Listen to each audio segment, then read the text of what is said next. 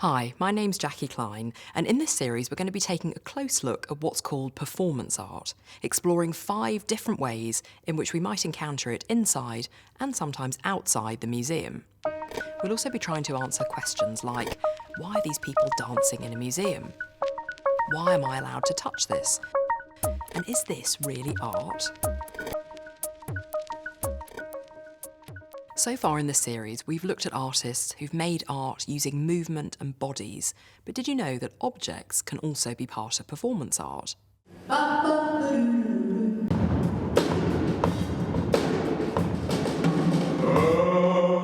We're used to thinking of art as something static that we look at, but sometimes artists actually do want you to touch what they make. Here's South Korean artist Haegu Yang speaking about a performance she staged here at Tate in 2012. I started to conceive this work called a dress vehicle. They're invited to manipulate the light.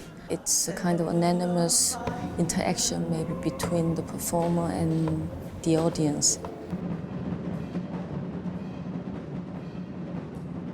Once again, if we time travel back to the 1960s, we find artists thinking about how art could begin to involve us, the audience. Kinetic and op artists, like Victor Vasarely and Jesus Rafael Soto, considered the viewer to be an active participant in their work, which could only be truly completed once someone was moving around in front of their creations. Here's a work by Mary Martin. It's made up of mirrors positioned at different angles, so it appears different every time you walk around it, and depending on where in the room it's positioned. How the viewer interacts with an artwork is something that lots of artists think about today. Here's the Spanish artist Cristina Iglesias, who invites the viewer to walk through her sculptures. The thing is that I do work on perception, on constructing different ways to perceive. From the very beginning, I'm always thinking in the viewer, how you will encounter it. Other artists, like Rashida Wren, encourage the audience to get even more involved with their works.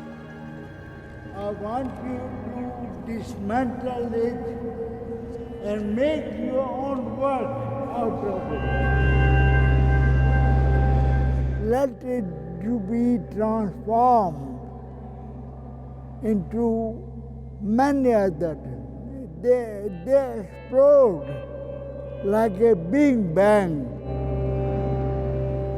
Over the years, lots of artists have thought about different ways to create objects that need a kind of activation.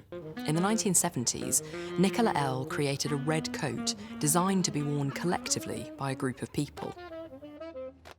And here's Argentinian artist Amalia Pica, who asked the public to hold up a piece of paper bunting.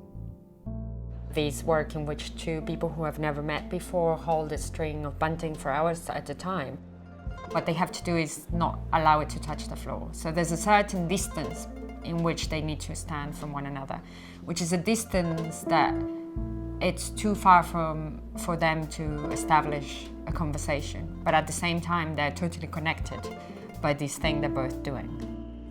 This kind of interaction can allow an artist to directly engage their audience in an active way, opening up the possibilities of art. One final example is Felix Gonzalez Torres, whose work invites the audience to take something away from the gallery, in this case, a piece of paper.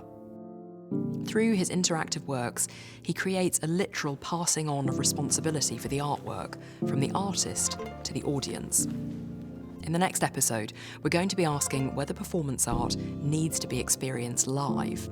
See you then.